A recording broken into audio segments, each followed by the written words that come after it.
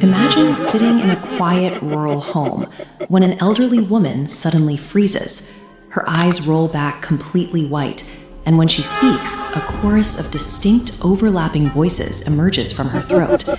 In 1968, 16-year-old Annalise Michael began experiencing this exact physical descent. She suffered from violent seizures, hallucinated terrifying colors, and began barking like a dog for days at a time, eventually leading her community to demand an exorcism. We live in an era where advanced science maps the human genome and sends rovers to Mars. Yet millions of deeply rational people still report genuine, blood-chilling encounters with entities that defy every law of physics. The terror these individuals feel is absolute and authentic. This sense of being overtaken by an outside force actually represents a violent biological misfire. These phantom figures and voices manifest within the subconscious mind, projecting an internal hallucination onto the empty space of a room. The medical literature identifies this specific phenomenon as Dissociative Identity Disorder, or DID. For decades, the symptoms of this severe psychiatric condition have been consistently mislabeled as demonic possession. When a child suffers through extreme, repetitive trauma, the brain deploys a drastic survival mechanism.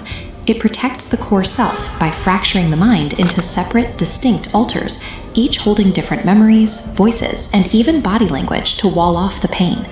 Looking closely at the medical records of Annalise Michael, physicians found a combination of temporal lobe epilepsy, which caused her intense hallucinations, alongside severe anorexia nervosa that dropped her body weight to just 32 kilograms. As her mind fractured under the strain of these illnesses, her brain assigned identities to the voices in her head, giving them names like Judas, Lucifer, and even Adolf Hitler. A person raised in a different culture would manifest entirely different figures. Annalise's brain selected historical villains, like Nero, strictly because of her highly strict, hyper-religious childhood education.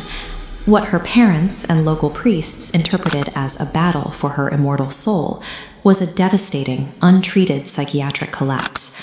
Mental illness explains the voices, but people also report physical interactions with spirits.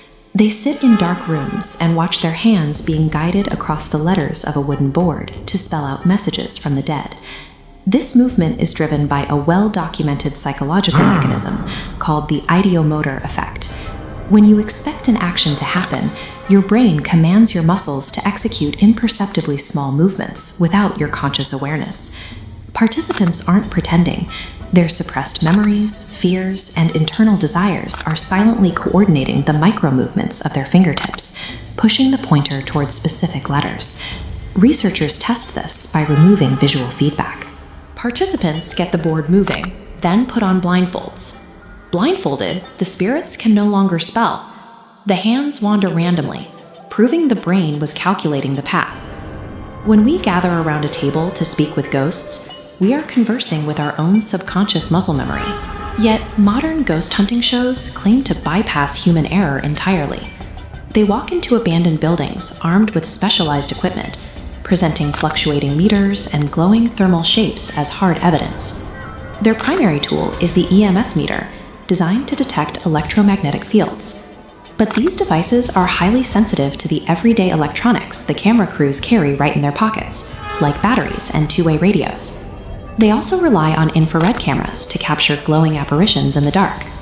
If you sit down for a few minutes and then get up off a chair, a thermal camera will display a bright, ghost-like silhouette of your body lingering on the seat for several minutes. This technology records basic thermodynamics and localized radio waves, raw data that is then warped into spectral evidence by human confirmation bias.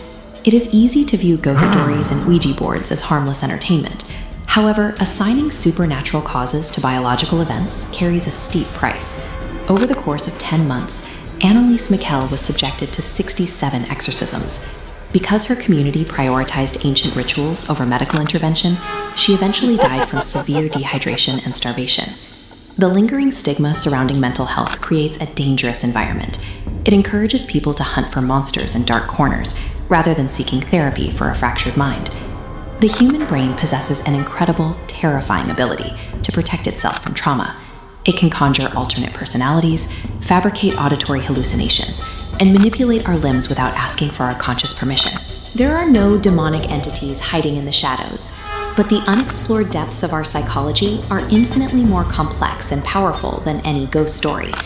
The next time you feel a chill in the dark, you have to ask yourself, is the threat standing in the room, or is it entirely in your head?